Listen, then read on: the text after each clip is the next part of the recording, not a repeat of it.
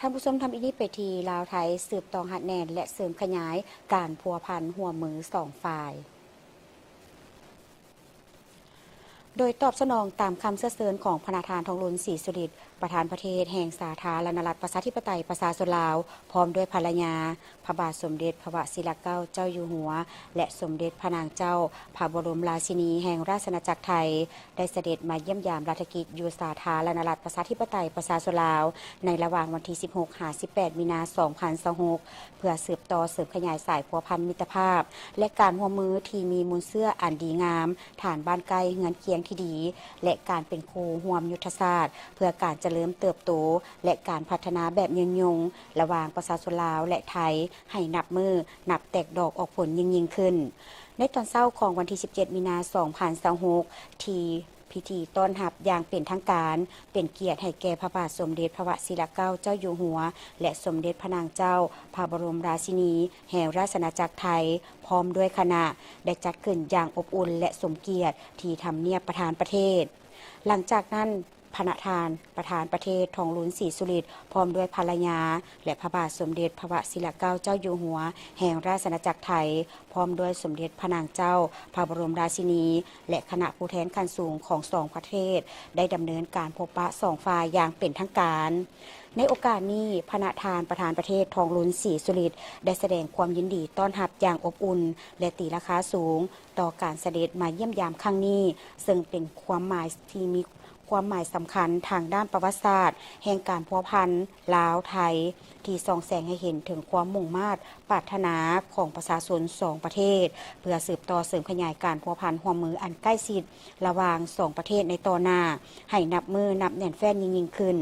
โอกาสดังกล่าวประธานทองลุนศรีสุริตได้ต่างหน้าให้รัฐบาลและประชาชนลาวทุกทวนหน้าแสดงความเศร้าสลดใจอย่างสุดซึ้งต่อการสิ้นพระชนม์ของสมเด็จพระบรมราชชนนีพันปีหลวงในระยะผ่านมา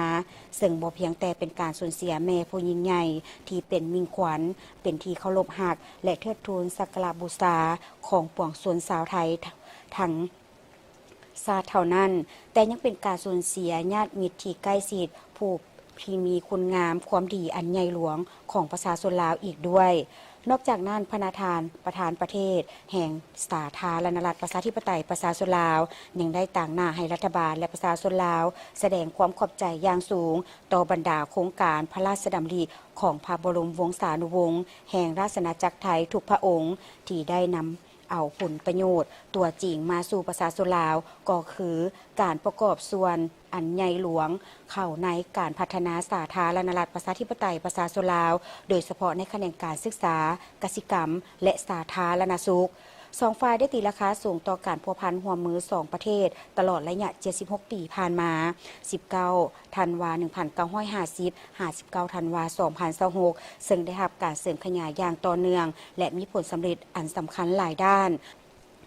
ในขณะเดียวกันพระบาทสมเด็จพระวชิรเกล้าเจ้าอยู่หัวแห่งราชอาณาจักรไทยได้แสดงความปิติยินดีที่ได้เสด็จมาเยี่ยมยามราชกิจอยู่สาธารณรัฐประชาธิปไตยประชาชนลาวในครั้งนี้และได้แสดงความขอบใจต่อการต้อนรับอันอบอุ่นของรัฐบาลและประชาชนลาวทุกทั่วหน้า